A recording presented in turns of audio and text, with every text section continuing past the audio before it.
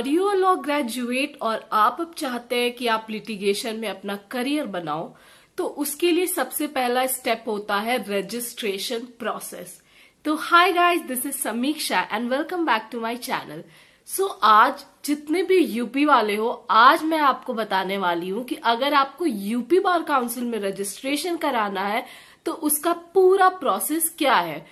तो आप वीडियो को एंड तक जरूर देखना गाइस, क्योंकि मैं एक एक करके स्टेप वाइज आपको बताऊंगी कि आप कैसे अपना रजिस्ट्रेशन करा सकते हो। एंड ऑल्सो गाइज, अभी कुछ टाइम पहले, कुछ महीने पहले ही एक नया स्कीम भी निकाला गया जिसमें आप एक दिन में, ट्रस्ट मी, इंस्टेंट रजिस्ट्रेशन करा सकते हो। तो मैं आपको उसके बारे में भी बताऊंगी, सो आप वीडियो में बने रहना। ओके, सो स्टेप नंबर 1 है एप्लीकेशन फॉर्म। सो यूपी बार काउंसिल का अपना एक एप्लीकेशन फॉर्म होता है गाइज, जो कि आप उसकी वेबसाइट से भी डाउनलोड कर सकते हो। और ऐसे अगर आप कोर्ट में जाके, अपने डिस्ट्रिक्ट कोर्ट में जाके पूछोगे कि आपको फॉर्म चाहिए, तो आई थिंक 10 रुपए का वो फॉर्म मिलता है। कुछ 12 पन्ने होते हैं, ग्रीन कलर का होता है। आप वहां से भी ले सकते हो और या फिर आप ऑनलाइन भी डाउनलोड कर सकते हो। तो मैं डिस्क्रिप्शन बॉक्स में उसका लिंक प्रोवाइड कर दूंगी, आप वहां से आसानी से डाउनलोड कर सकते हो। ठीक है, तो पहला स्टेप है एप्लीकेशन फॉर्म। आपको वो पूरा एप्लीकेशन फॉर्म को भरना होगा एज इट इज, जो पूछा है। इस पे मैं गाइज एक सेपरेट वीडियो बनाऊंगी कि एप्लीकेशन फॉर्म को कैसे भरना है। मैं आपको एक एक स्टेप करके भर के दिखाऊंगी, ठीक है। एंड यस गाइज, रिसेंटली अभी लास्ट ईयर दिसंबर में ही मैंने अपना खुद का रजिस्ट्रेशन कराया है, सो मैं आपको इतने अच्छे तरीके से बता पा रही हूँ। ठीक है, अब स्टेप नंबर 2 है, जब आप एप्लीकेशन फॉर्म भर लिए तो आपको क्या क्या डॉक्यूमेंट्स उसमें अटैच करने हैं। पहले गाइज ये था कि आपको सारे ओरिजिनल डॉक्यूमेंट्स अपने सबमिट करने होते थे, पर अब ऐसा नहीं है। अब आपको 2 फोटोकॉपी ईच डॉक्यूमेंट की उस एप्लीकेशन फॉर्म के साथ लगा के सबमिट करनी होती है। तो क्या क्या डॉक्यूमेंट्स जरूरी हैं, ठीक है। सो नंबर 1, आपकी 10th की मार्कशीट, ठीक है, 12th की मार्कशीट, ग्रेजुएशन, आपने बीए, बीकॉम, बीएससी जो किया है वो, और उसके बाद अगर आपने 5 साल वाला किया है तो आपके सारे 5 साल वाले एलएलबी के सर्टिफिकेट, 3 साल का किया है तो 3 साल वाली सर्टिफिकेट्स, और दोनों की डिग्री, बीकॉम की भी और एलएलबी की भी। BCom I means BCom, BA, BSc, जो भी ग्रेजुएशन की डिग्री और आपकी लॉ की डिग्री। अब मान लीजिए कि आपने रीसेंट पास आउट किया है और आपके पास आपकी एलएलबी की डिग्री अभी तक नहीं आई है, क्योंकि एलएलबी की डिग्री इतनी जल्दी नहीं मिलती है, तो आपको उसके लिए एक प्रोविजनल डिग्री अपनी यूनिवर्सिटी से बनवानी होगी। डिग्री बहुत इंपॉर्टेंट है गाइस, ठीक है। अगर आपके पास मेन डिग्री नहीं है तो आप प्रोविजनल का भी यूज कर सकते हो, ठीक है। तो ये हो गई इतने डॉक्यूमेंट्स की। उसके बाद आपको फोटोग्राफ्स चाहिए होंगे, फोटोग्राफ्स, ओके। 5 फोटोग्राफ्स आपको चाहिए होंगे, जो कि आप देखोगे कि फॉर्म में जगह जगह पे दिए हुए हैं कि यहाँ यहाँ आपको वो फॉर्म फोटोज स्टिक करने हैं, ठीक है। अब फोटोग्राफ भी आप ऐसे नॉर्मल कपड़ों में नहीं ले सकते हो, उसके लिए आपको प्रॉपर, जो आप एलएलबी में ड्रेस पहनते थे, आपको प्रॉपर वैसे ड्रेसअप होना है। White shirt, black trouser, coat और ब्लैक टाई, एकदम वेल ड्रेस्ड। आपको वैसे एक प्रोफेशनल फोटो साइज, आपको फॉर्म में उस बॉक्स में लिखा होगा कि कितने साइज का होना चाहिए, ठीक है। आप 5 photo, at least 5 photos, yes 5 photos लगेंगी जो आपको लगाना होगा, ठीक है। इतने सबके बाद डॉक्यूमेंट्स हो गए, क्या क्या डॉक्यूमेंट्स चाहिए, ठीक है। आपके फोटोग्राफ्स हो गए, उसके बाद आपका आधार कार्ड तो मस्ट है। उसके बाद ये 3 चीज के बाद जब आपका फॉर्म पूरी तरह फिल हो जाए, तो उसके बाद आपको किसी जो 10 साल से ऊपर का प्रैक्टिस वाला एडवोकेट है और बार काउंसिल से वो एज अ मेंबर है, उससे आपको अटेस्ट कराना होगा, ठीक है। वहां दिया हुआ है कि कहाँ कहाँ अटेस्ट कराना है, वो फॉर्म में ऑलरेडी मेंशन्ड है गाइस। ये कराना, या फिर आप किसी मजिस्ट्रेट से, अपने डिस्ट्रिक्ट मजिस्ट्रेट से भी करा सकते हो, पर जनरली एडवोकेट से ही आदमी करा लेता है, जिनकी प्रैक्टिस 10 साल से ऊपर है और वो मेंबर है अपने बार काउंसिल का।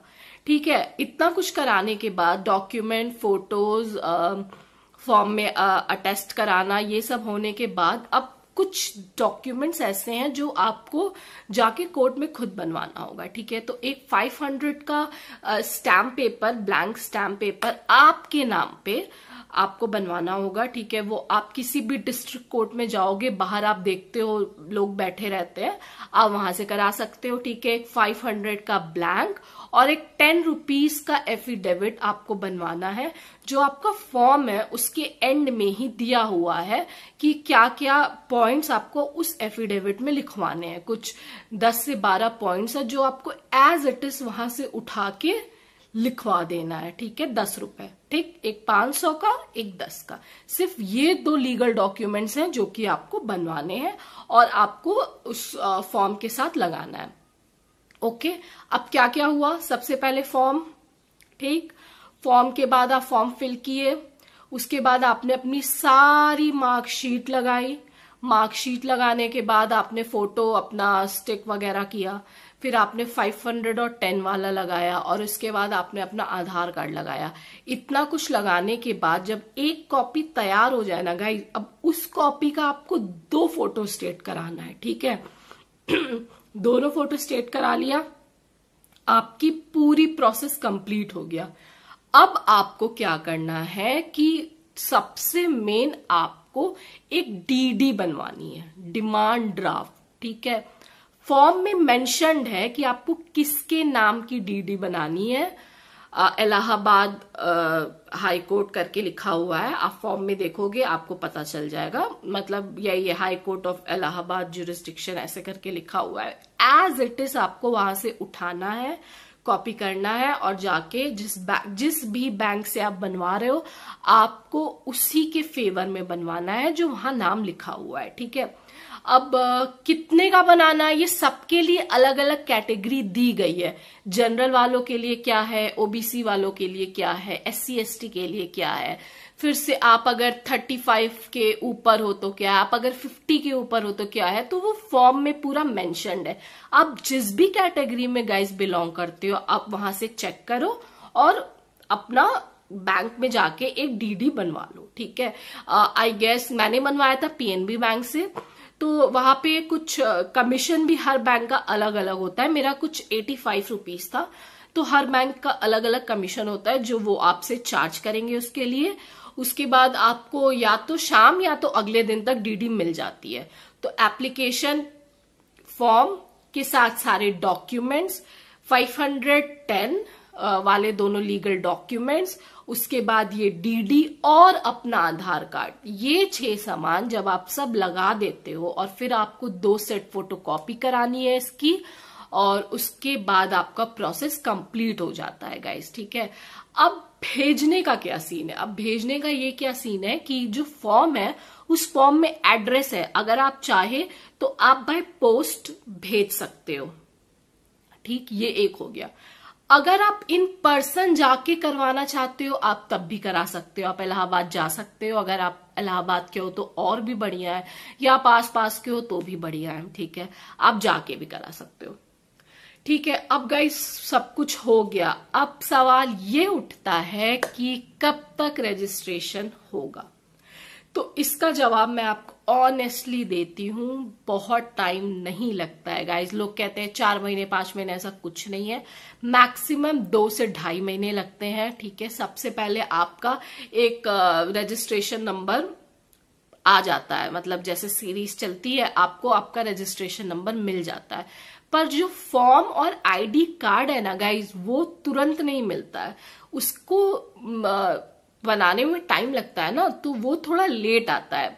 आपका रजिस्ट्रेशन नंबर आपको 2-2.5 महीने में मिल जाता है, पर जो फॉर्म है वो थोड़ा लेट आता है। ठीक है, और फॉर्म से गाइज इतना मतलब नहीं है, अगर रजिस्ट्रेशन नंबर आ गया तो आप अपने नाम का अपना पावर भर सकते हो। ठीक है, अब अगर बात की जाए जो मैं आपसे स्टार्टिंग में बोल रही थी कि इंस्टेंट क्या है, तत्काल रजिस्ट्रेशन। ठीक है, तत्काल रजिस्ट्रेशन गाइज ये है, अब आप भी जानते कुछ भी फ्री में नहीं होता है यहाँ पे।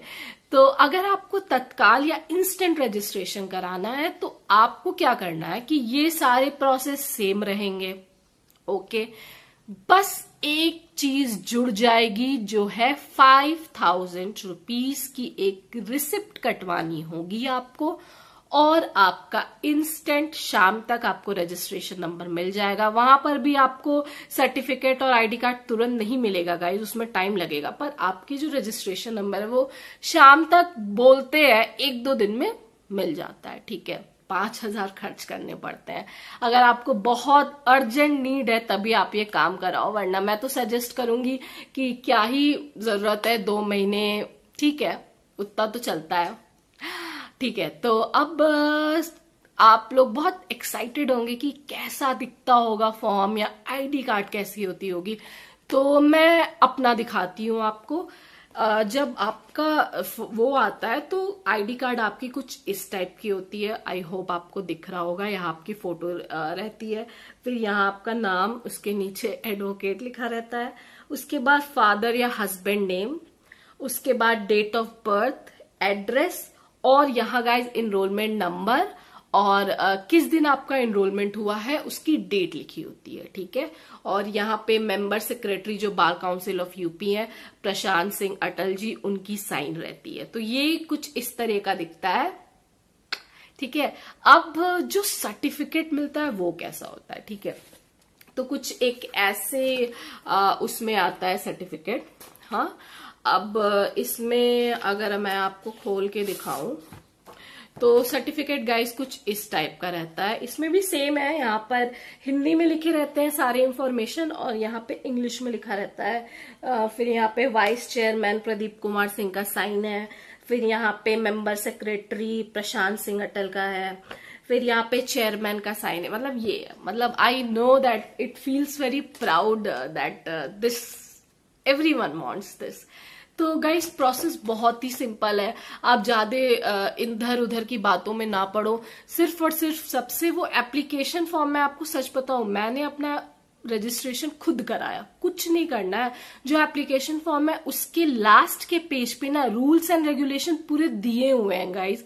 आप अगर आपको पढ़ना आता है, सबको पढ़ना आता है, कोई एलएलबी ऐसे ही नहीं कर लेता, हिंदी हो या इंग्लिश, दो इंफॉर्मेशन सारी दी हुई है, सारे पॉइंट्स दिए हुए हैं कि आपको क्या क्या करना है, आपको क्या क्या डॉक्यूमेंट्स लगाने हैं। तो आपको तो किसी की जरूरत ही नहीं है। आप अगर खुद से उसको पढ़ पढ़ के आप टिक मारते चलो कि हाँ मेरे 10th के हो गए, 12th के हो गए, ग्रेजुएशन हो गया, डिग्री हो गई, तो आपको खुद पता चलता रहेगा कि हाँ क्या क्या डॉक्यूमेंट्स अभी बचे हैं। जब सारे कंप्लीट हो जाए तो सबको कंपाइल अप करके आप अपने आगे का प्रोसेस कर सकते हो। Thank you so much guys for watching today's video. I hope आज का वीडियो आपको समझ आ गया होगा कि आपको रजिस्ट्रेशन कैसे करवाना है। अगर फिर भी आपको कोई भी डाउट हो तो कमेंट सेक्शन में मुझसे जरूर पूछना, मैं पूरी कोशिश करूंगी आपको रिप्लाई करने की और आपके सारे डाउट्स को क्लियर करने की। एंड ऑल्सो गाइज मैं जल्दी आऊंगी उस वीडियो के साथ जो मैं आपको बता रही थी कि कैसे पूरा एप्लीकेशन फॉर्म को फिल करना है, कहाँ पे क्या पूछा है, मैं जरूर लेके आऊंगी, जल्दी लेके आऊंगी। तो आप स्टे ट्यून्ड। और अगर गाइज आप अभी न्यू हो मेरे चैनल पे, सो प्लीज चैनल को सब्सक्राइब कर लीजिए और लाइक करिए और कमेंट भी करिए और अपने दोस्तों के साथ शेयर भी करिए। Thank you so much guys, bye.